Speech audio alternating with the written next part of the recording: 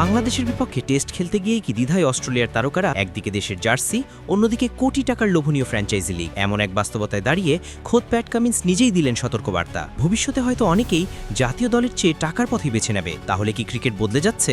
Test cricket কি হারাচ্ছে তার মর্যাদা? আর এই পুরো সংকটের কেন্দ্রেই কেন বাংলাদেশ সিরিজ? চলুন জেনে নিই বিস্তারিত। বিশ্ব ক্রিকেটে এক নতুন বাস্তবতা তৈরি হচ্ছে, যেখানে জাতীয় দলের দায়িত্ব আর ফ্র্যাঞ্চাইজি লিগের মোটা অঙ্কের অর্থ দাঁড়িয়ে গেছে মুখোমুখি। আর এই দ্বন্দ্বের সবচেয়ে বড় উদাহরণ এখন অস্ট্রেলিয়া বনাম বাংলাদেশ টেস্ট সিরিজ। দীর্ঘদিন পর আবারও অস্ট্রেলিয়া জাতীয় ক্রিকেট দলের মাটিতে টেস্ট খেলতে যাচ্ছে বাংলাদেশ জাতীয় ক্রিকেট দল। আগস্টে অনুষ্ঠিত হবে 2 ম্যাচের এই সিরিজ। কিন্তু এই সিরিজকে ঘিরে যতটা না উত্তেজনা, তার চেয়ে বেশি আলোচনা তৈরি হয়েছে অন্য এক কারণে: অর্থ বনাম জাতীয় দায়িত্ব। অস্ট্রেলিয়ার টেস্ট অধিনায়ক প্যাট কামিন্স সম্প্রতি স্পষ্ট করে জানিয়েছেন, ক্রিকেটারদের মধ্যে এখন এই বিষয়টি নিয়ে দ্বিধা তৈরি হচ্ছে। কারণ একই সময় চলবে ইংল্যান্ডের জনপ্রিয় ফ্র্যাঞ্চাইজি লিগ দ্য 100, যেখানে মাত্র কয়েক সপ্তাহ খেলেই পাওয়া যায় বিপুল অর্থ। অন্যদিকে বাংলাদেশের বিপক্ষে টেস্ট খেললে সেই অর্থের তুলনায় অনেক কম আয় হয়।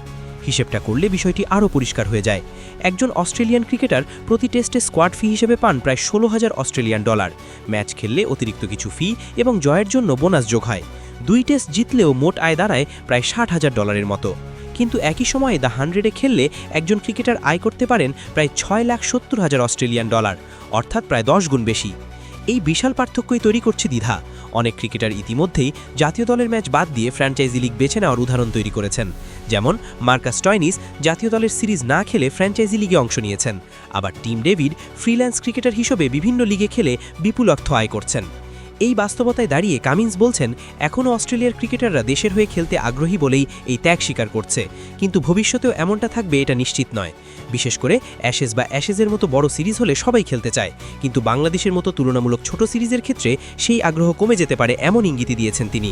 এই সমস্যা সমাধানে দীর্ঘমেয়াদী চুক্তির কথা ভাবছে অস্ট্রেলিয়া বোর্ড, যাতে করে সেরা খেলোয়াড়দের ধরে রাখা যায় এবং তারা জাতীয় দলের প্রতি অগ্রাধিকার দেয়। সব মিলিয়ে বিষয়টি পরিষ্কার, ক্রিকেট এখন আর শুধু খেলা নয়, এটি একটি বড় ব্যবসা। আর এই ব্যবসার দুনিয়ায় টাকার প্রভাব দিন দিন বাড়ছেই। বাংলাদেশ সিরিজ হয়তো এই পরিবর্তনের একটি ছোট উদাহরণ, কিন্তু ভবিষ্যতে এই দ্বন্দ্ব আরও বড় আকার ধারণ করতে পারে।